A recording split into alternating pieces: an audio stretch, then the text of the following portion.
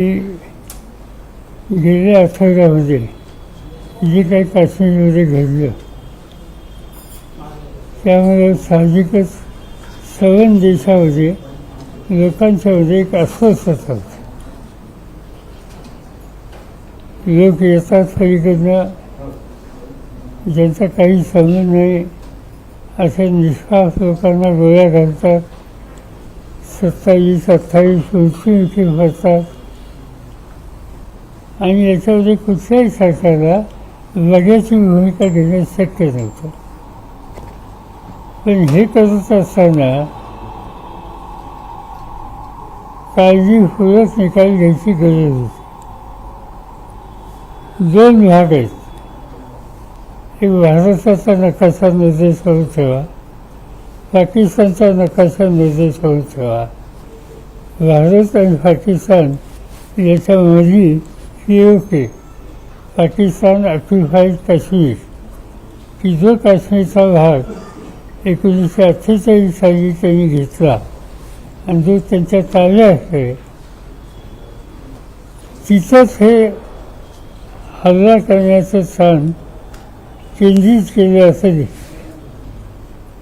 आणि त्याचं कारण असं आहे की POK या ठिकाणी दहशतवाद्यांचे कॅम्प आहेत.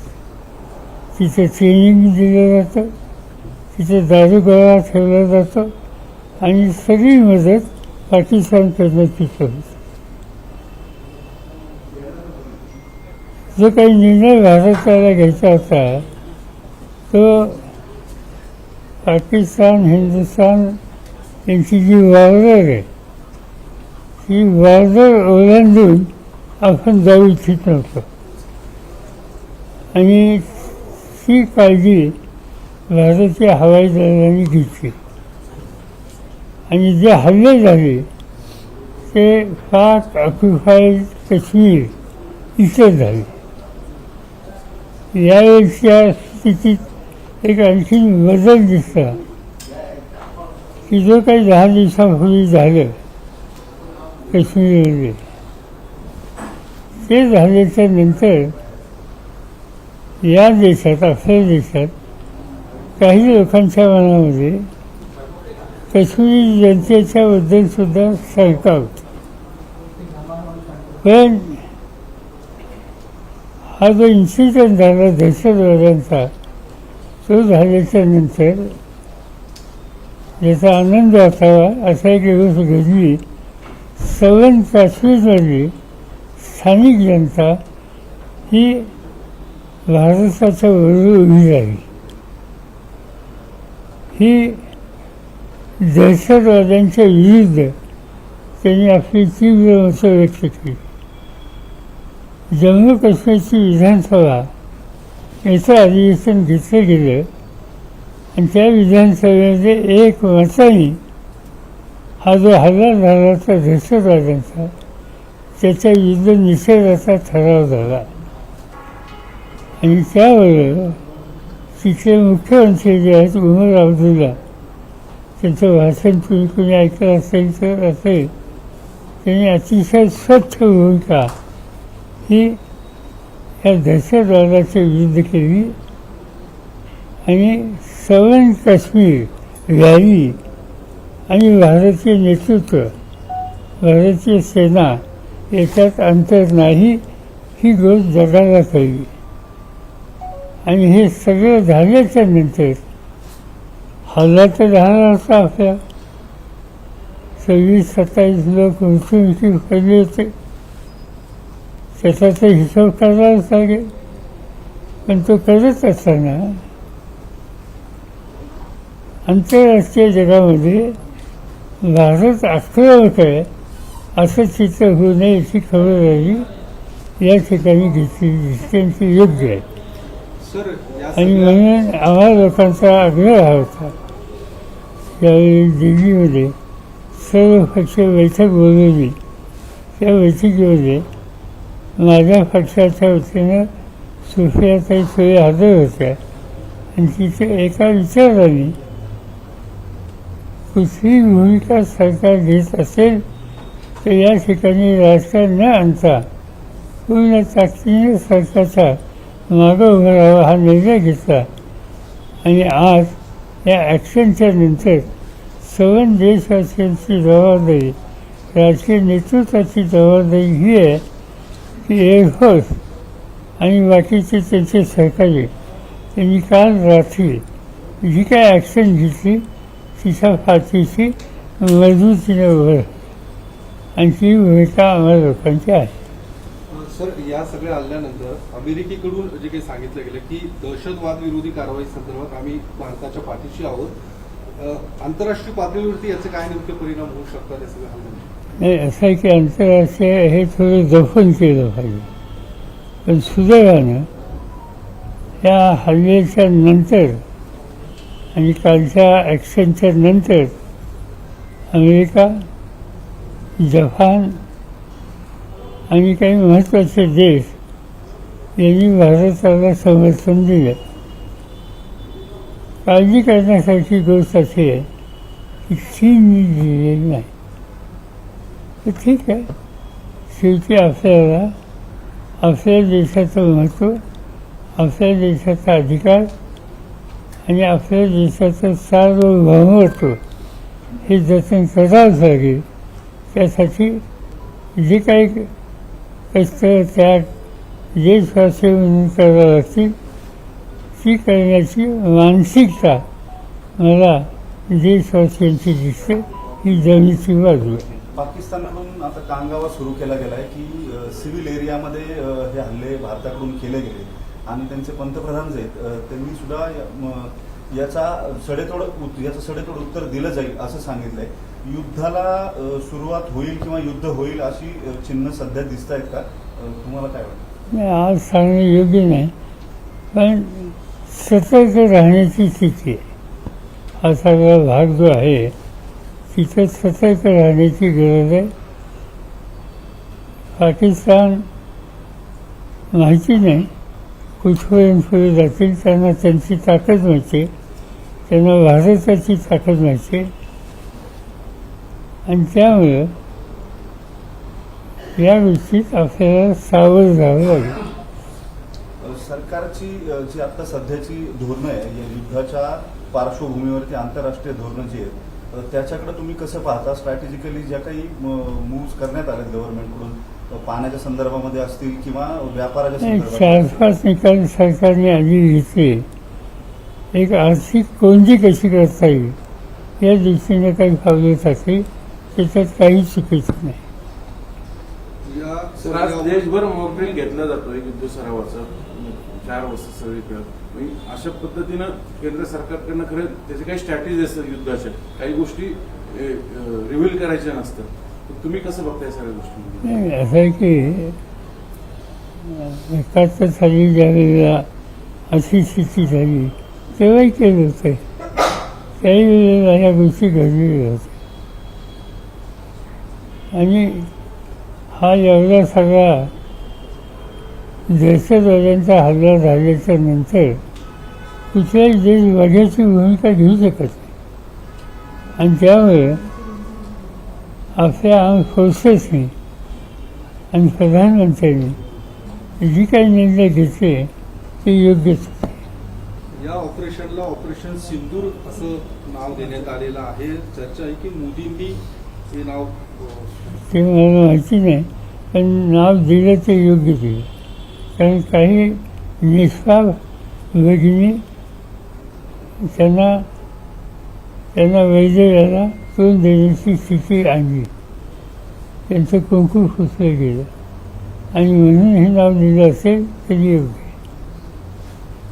आता सध्याच्या परिस्थितीमध्ये सगळे राजकीय पक्ष जे आहेत ते सैन्याचं अभिनंदन करताना दिसतात, विशेष करून काँग्रेस किंवा इतर पक्ष सुद्धा.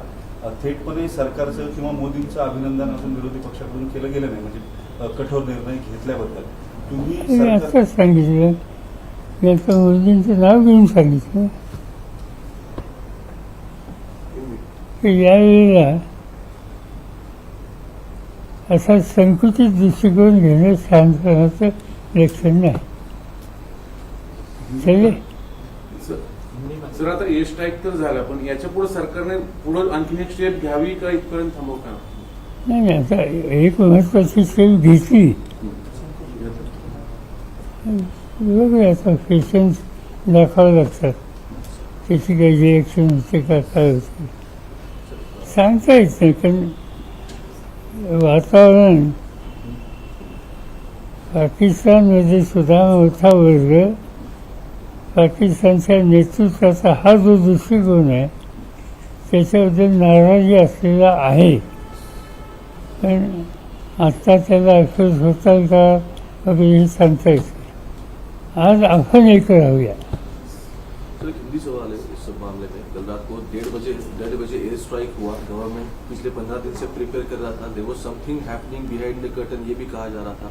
आप भी आपकी तरफ से भी शुक्ला जी और पार्टी मीटिंग में गए थे, किस तरह से देखोगे आप सब इस मामले में? सीधी बात है कि ऑल पार्टी की जो मीटिंग हुई वहाँ यूनानिमसली ये तय हुआ कि ये इशू पर हम सब एक है और मिलकर आर्म फोर्सेस, डिफेंस मिनिस्ट्री, प्रधानमंत्री जो कुछ कदम उठाएंगे उसका हमारा समर्थन और सहयोग रहेगा और वो कंटिन्यू किया है।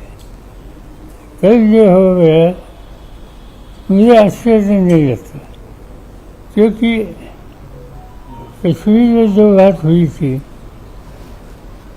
इतने लोग मारने के बाद हम नज़रअंदाज नहीं कर सकते थे। कुछ न कुछ कदम उठाने की आवश्यकता थी और संदेश देने की आवश्यकता थी ये दहशतवादी लोगों को कि ऐसे काम करेंगे तो ये देश चुप नहीं बैठेगा। और ये संदेश देने के लिए कदम उठाने की आवश्यकता थी, मगर कदम ऐसे उठाइए कि जिसमें दहशतवादी जहाँ रहते हैं उनके वे जहाँ हैं वो छोड़कर अन्य एरिया के लोगों को कुछ तकलीफ नहीं होनी चाहिए। और इसीलिए ये जो 8-9 जगह सिलेक्ट किया है वहाँ दहशतवादी लोगों के वेस है, ट्रेनिंग की व्यवस्था है, जो कुछ लगता है लड़ाई के लिए ये सब मटेरियल के स्टॉक वहाँ है और वहाँ ही चुनकर कॉन्सेंट्रेट किया है। ये बात इंडियन एयरफोर्स की अच्छी बात उन्होंने की, बाकी आम लोगों को तकलीफ नहीं और जहाँ तफरीह की जगह है वो उद्ध्वस्त करने का काम किया है। Sir, now Pakistan is claiming that even some civilians have died in the airstrike which is done by India. बात अच्छी है, अपना टारगेट ही पीओके थे, पीओके पाकिस्तान में घुसकर कुछ किया नहीं।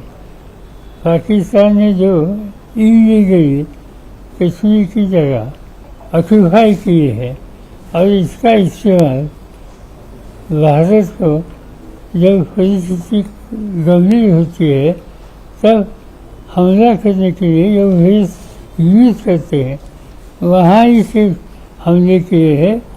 इससे बात साबित होती है कि भारत आम इनोसेंट जो सिटीजन है इनके बारे में ध्यान देकर जो कुछ किया है वो काम किया है। Sir, any specific remark on the name Sindhu? एक भावनिक नाम दिया गया सर। नहीं अच्छा किया, बिकॉज 27-28 लोग इसमें मर गए थे। जो महिला थी इसका सौभाग्य का निशाना खत्म हुआ था और इसीलिए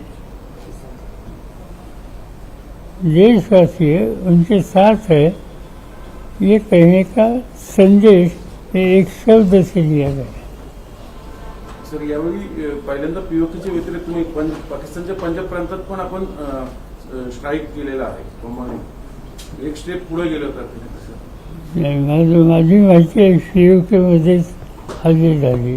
सर भारताची एअर स्पेस ओलांडली नाही ही लष्कराच्या दृष्टीने, एअरफोर्सच्या दृष्टीने आणि भारताच्या दृष्टीने स्ट्रॅटेजिकली कौतुकाची आणि जमेची बाब ठरली। बॉर्डर, एअरफेस या दोन्ही गोष्टीचं जो काही संयम ठेवायला पाहिजे तो इंडियन एअरफोर्सने ठेवलेला आहे। ती बाजू जमेची ठरेल या सगळ्या हल्ल्याच्या दृष्टीने जेव्हा बात अशी आहे की जगाच्या बाकीच्या देशांच्याकडे ही माहिती आपली दिलेली असेल किंवा जाईल आणि त्यामुळे भारताची भूमिका ही आक्रमण करणारी नव्हती, ही दहशतवादी शक्तीला सदेतोड उत्तर देण्याची होती, हे स्पष्ट होईल. सर आपणही या खात्याचा कारभार सांभाळलेला आहे. सरकारला काय इथून पुढे कसं जावं तर काय तुम्ही काय आणि आता बात अशी आहे की सर्व देशवासीनं जी काही समस्या उद्या निर्माण होण्याची शक्यता असेल तर सावध राहणं, सहकार्य करणं, एक राहणं हे सगळं करावं लागेल आणि त्याच्यामध्ये आम्हा सगळ्यांचं सहकार्य गव्हर्नमेंटचं राहील. थँक्यू.